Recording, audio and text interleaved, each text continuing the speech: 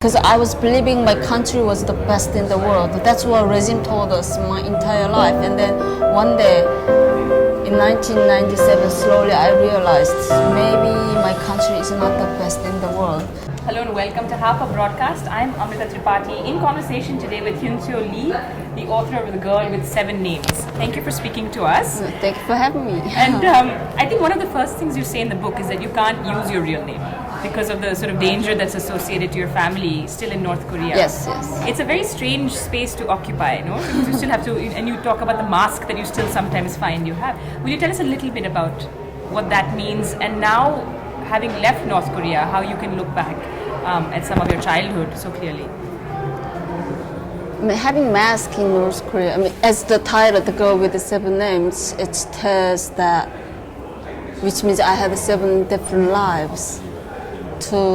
Especially to protect my identity in China, to not repatriate to North Korea, I had to change my name constantly.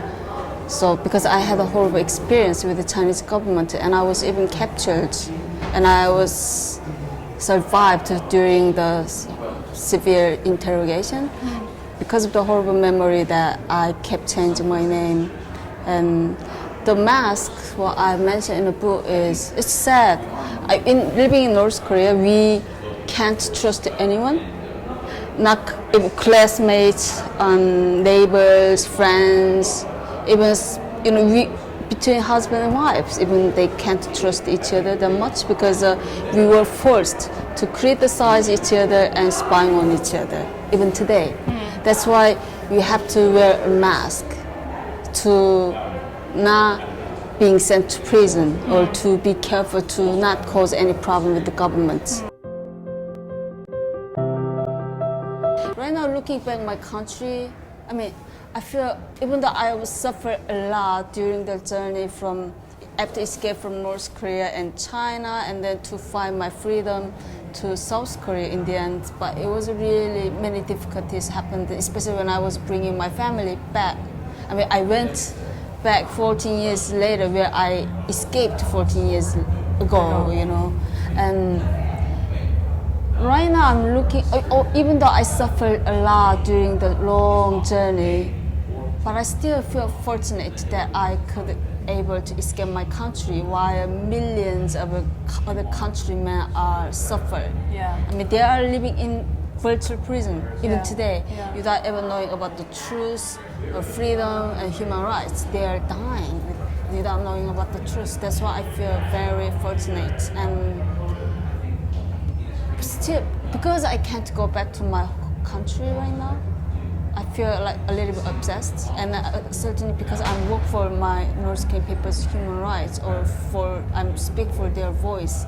That's why just my dream is to one day I can go back to my homeland, because that's homeland where all my relatives and friends, all my memories. It sounds so much that you have such strong, it's your childhood also, and Exactly. even though it feels like almost like you're betrayed, because what you thought you were believing, you realize later is not the truth. Yeah. But you still have a lot of affection and love for your country and your people. Yeah. Do you still have because hope? the people are suffering there. Yeah. It's not like people in India, they found free. In North Korea, even today, we are not allowed to. Most people, not more than 99% of people, they didn't see the passport, how it looked like. We are not allowed to leave the country, and if you want to try to access outside information, or if you want to criticize government a little bit, still it's the country where 3 generations can be totally removed to the political prison camp, ruining their rest of lives, and then public execution. Even today, we were forced to see public execution, and we thought, because there's no comparison, we can't see the outside world, so we thought that's still utopia, and then that's normal life. And you saw your first public execution when you were 7 years old. And it wasn't even shooting, it was hanging. I think by this time it's disappeared in North Korea, but at the time, it's It's very scary to see the hanging. I mean, I don't really want to think about it. I don't want to have nightmare with that. But yeah, as a North Korean, growing up with watching public execution is very common things to do. You know, at the same time, you talk a lot about how your family, very unusual in the sense that, of course, they try to protect you.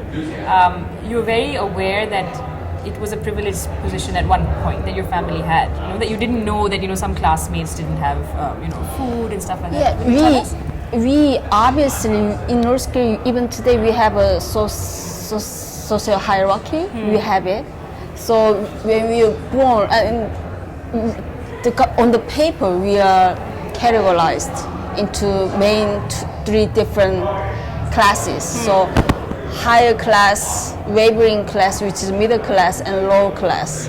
And the low class people, I think the range is around maybe 60 up to 70% of people from low class in North Korea, which is a lot.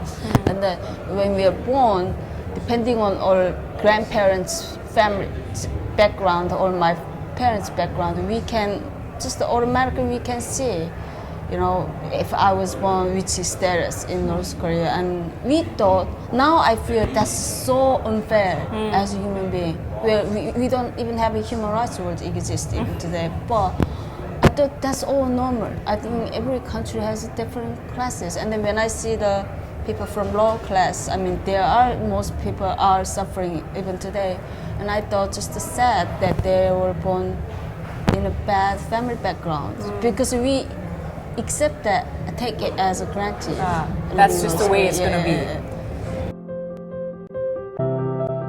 Found out this is not only my story, it's a story of all North Korean people who are suffering right now inside the first prison, or those 200,000 North Korean defectors hiding in China. So I have to speak up for them. That's why this is not my story, but it's all our story. That's how encouraged me to in the end make decision to write this book. But on the same time, I don't want to, because of this book, I don't want my relatives, because I have all relatives back in North Korea, I don't want to make them in huge trouble in North Korea. So I have to consider that the most, because their safety is also important to me. And that was another struggle. So in the end, I think I did pretty well to not revealing my relatives' positions, details, but just the way how I tell the story. And in South Korea, how is it? Because you live in Seoul now, and how has the reaction been to you, and how is your life there? Yeah, as a refugee, life is not easy. Always we have to struggle because we came from completely different system. We came from communism, where the economic gap between South Korea is more than 50 times.